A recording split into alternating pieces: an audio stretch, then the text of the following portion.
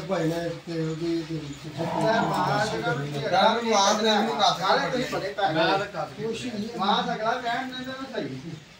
ਇਹ ਹੁਣ ਪਾ ਲਓ ਇਹ ਪਾ ਲਓ ਛੋਟਾ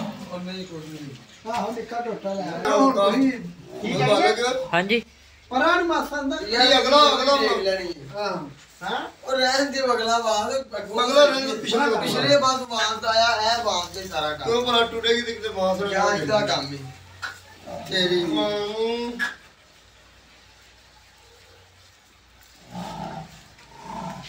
ਚਾਹੇ ਭਈਆ ਚ ਕਿੰਨੇ ਦਿਨਾਂ ਬਾਅਦ ਮੱਝ ਨੇ ਪੈਰਾਂ ਦਾ ਭਾਰ ਪਾਇਆ ਜੀ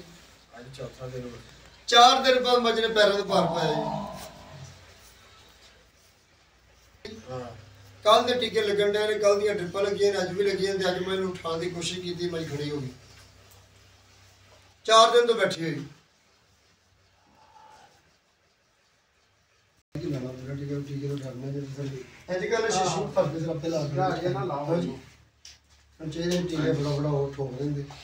ਉਹ ਕਿਸ ਤਰ੍ਹਾਂ ਗੱਲ ਬੜੀ ਚੱਲ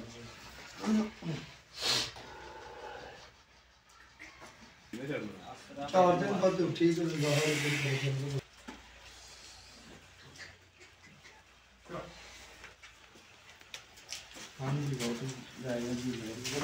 ਇਹ ਡਾਕਟਰ ਸਾਹਿਬ ਇਹਦੇ ਨਾਲ ਡੰਗਰ ਵੀ ਲੱਗਾ ਤੇ